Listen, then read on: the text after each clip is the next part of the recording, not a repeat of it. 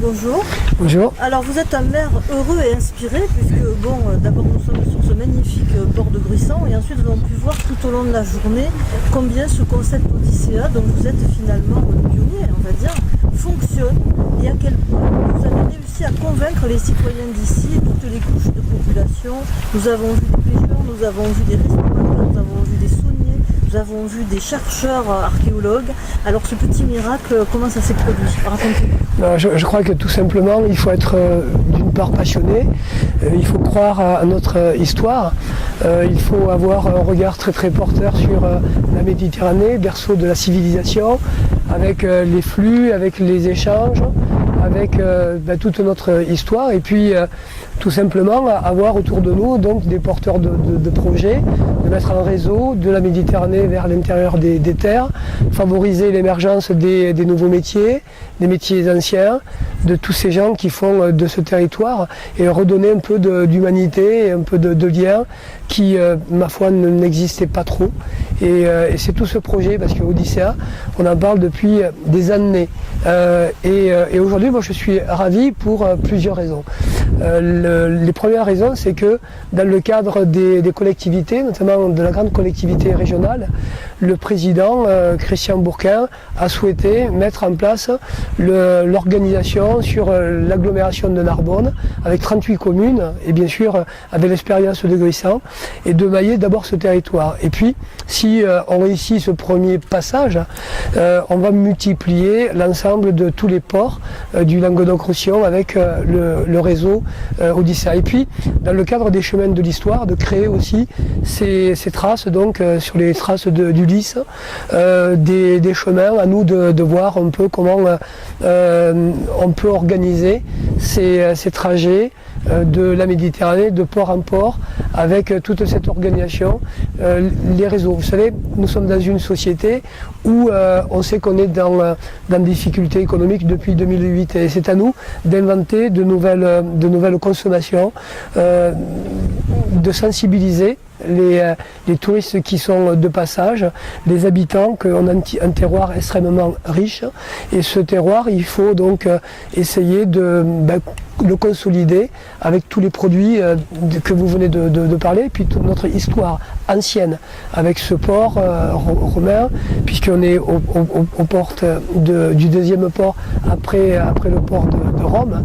Et là aussi, on est sur la romanité, on est sur la viticulture, on est sur la pêche, on est sur tous ces produits qui font la force d'un territoire. Et puis dernièrement aussi, les salins de Gruissant avec le sel, où là aussi, peut-être aussi Gruissant, peut-être aussi Odyssea, on a réussi le pari fou de démontrer que modestement on pouvait développer une activité qui était en train de mourir. Et là, on va l'associer avec Odyssea. Bref, on est dans une démarche très très positive. Et puis la Méditerranée. La Méditerranée, vous le savez peut-être, le président de région veut créer le Parlement de la mer, d'ailleurs, qui sera opérationnel le 11 juillet.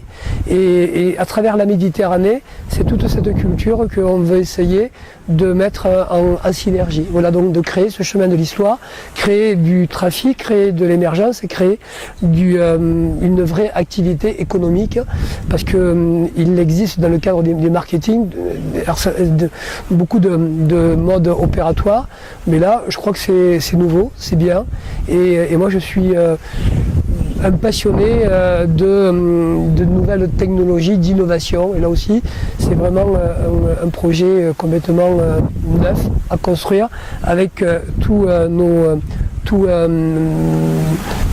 nos partenaires, mais également au niveau des élus. Et là, le côté intéressant, c'est qu'on ne regarde pas l'étiquette politique. Ce qui est important, c'est de travailler tous main dans la main, un peu cette union sacrée qu'on arrive des fois à développer quand il y a un dossier extrêmement sensible.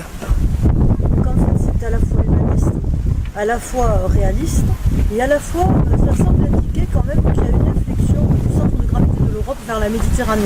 Donc vous pensez que le futur, ça va se jouer en Méditerranée?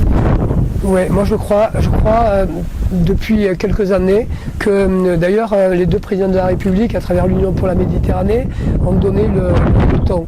Et on le voit dans d'autres régions. Je vois PACA, je vois la Corse, ils se battent de plus en plus, ils ont le regard tourné vers la Méditerranée. Je crois qu'on a ignoré trop longtemps le goût salé de cette mer. Et c'est à nous, élus, vous savez, nous ne sommes que des passeurs, nous ne sommes que des témoins de l'histoire récente. Et il est grand temps de se préoccuper de son environnement. Déjà, bon, on dit qu'il y a une partie qui serait peut-être polluée, mais là aussi c'est important de mettre des gros moyens pour que cette Méditerranée, qui est une mer fermée, elle puisse s'ouvrir sur toutes les générations, tous les peuples, et puis aussi peut-être avec Odyssea, parce qu'il faut toujours rêver d'essayer de rencontrer ou d'apporter la paix dans des pays malheureusement qui souffrent ou qui sont en guerre. Donc Odyssea, c'est tout ça, c'est pas uniquement qu'un concept marketing, c'est une histoire, c'est de la consommation, et puis moi qui suis modestement l'ancien joueur de rugby, bon, vous voyez les deux maillots de rugby de l'aviron grissané, ben je suis un passeur, quoi. Je l'étais quand j'étais plus jeune, et là j'ai envie de continuer à passer donc le ballon et de passer les produits en destination donc de Marseille avec le bateau qui va rejoindre Marseille prochainement. Voilà, donc des produits locaux avec une autre commune, et là aussi pour faire reconnaître notre force et notre trait de caractère. Hasard du calendrier, le 11 juillet, vous parlez du Parlement de la mer, dont on salue évidemment la naissance, mais le même jour donc débarquent à Marseille les arts et savoir-faire du Languedoc-Roussillon, dans lesquels évidemment Gruissan tient une part prépondérante, puisque Gruissan est le pionnier. Alors bon, là moi j'ai envie de dire que les soldats de la paix, c'est la culture, et pas la culture uniquement des philosophes, etc. La culture, c'est-à-dire tout ce qui fait que les gens peuvent vivre ensemble, c'est ça la culture. Donc la nourriture, l'environnement, la nature, etc. Et c'est ça qu'on va essayer d'amener à Marseille. Il y a quelques produits qui sont là, donc ces quelques produits qu'on verra tout à l'heure, je vais vous rendre là. Donc nous avons le sel de vos étangs, donc qui capte la lumière magnifique des étangs. Nous avons ici un élément qui est émouvant parce que c'est l'ancien port de Gruissan, et qui donc montre que c'était l'avant-port de l'immense port de Narbonne, dont plus personne ne sait que c'était le deuxième port de Méditerranée occidentale. Donc il faut quand même le rappeler, c'était quelque chose d'énorme. Ensuite, quelque chose de très émouvant, le next photo, donc puisqu'on a pu discuter avec vos pêcheurs, et donc il semble qu'implorer Saint-Pierre dans la montagne, c'est important ici, et ça donne lieu à une fête. Alors là, j'aimerais vous demander aussi comment vous faites pour Didier Codorniou, garder cette authenticité dans une station touristique. Ça peut paraître un petit peu. Non, mais c'est la force du caractère et c'est les traits de cette commune. Elle est belle et rebelle. Donc elle est belle par son environnement qui est protégé, avec la Clappe, avec donc la chapelle Notre-Dame des Eaux-Îles, le chemin de pèlerinage avec les cénotaphes, les ex-voto. Et je crois que quand on est conscient de ce patrimoine riche, notre devoir c'est de le protéger, même de l'embellir, de le promotionner, mais de faire très attention aux rites, aux us et coutumes. Et nous sommes très attachés ici à célébrer dans la tradition, dans la paix, cette ferveur populaire. Vous savez, le jour de la Saint-Pierre, qui est une fête ni croyante ni païenne, et là il y a une profondeur d'âme et d'esprit.